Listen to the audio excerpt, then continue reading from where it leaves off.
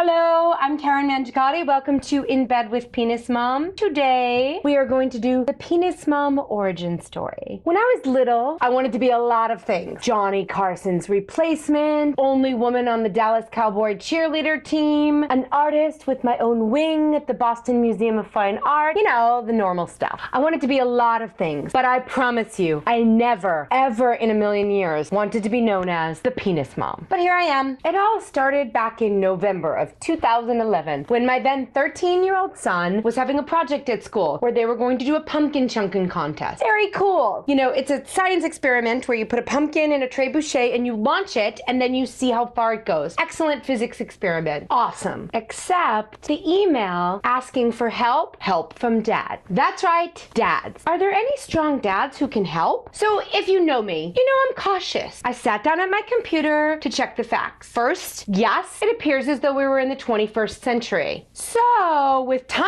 travel ruled out, we were left with the possibility that we had slipped into an alternate universe. A universe where teachers had giant balls. Balls clearly big enough to just throw out gender-biased questions to the wind without caring where they land. And thus began my verbal rant. I'm not sure at the time how long that rant lasted, but when I finally came up for air, my husband/cameraman had cleaned the kitchen, made dinner, and put the kids to bed. At that point, I sat down to write my email response. Dear teachers and parents, are you seriously asking for only dads? Is lifting done with the penis? Thoughtfully yours, Karen. Simple and to the point, right? But before I hit send, I remember that this will go out to all teachers and parents. And I realize sometimes people reach the interesting conclusion that I am a little bit too edgy. So I decide to get a second opinion, a voice of reason, and I go to my husband/cameraman to read my response. Now, if you know my husband/cameraman, you know how completely insane this is. It's like a stegosaurus going to a T-Rex and asking if she's too aggressive. It's like a gentle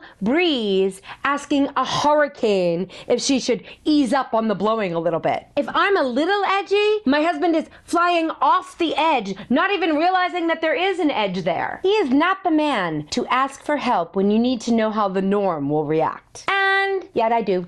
You got the email I just sent you, right? Yeah, I got it. Do you think the penis thing is too much? No, too much? No, I think it's insufficient. Why don't you ask him if the reason it's got to be dads is because there's going to be some cocking on the unit? Why don't you tell him I'm going to bring my friends, Peter Hardon and Chubby Erection. And so it went on this way. As he continued on, it got quiet in my head. My hands reached for the mouse, moved to the cursor, and I clicked send, thinking, well, at least I'm not him. Within a few hours, my penis-lifting comment had benched more than a few panties. Parents were horrified. Who knew this would happen? Not us. Okay, we probably knew.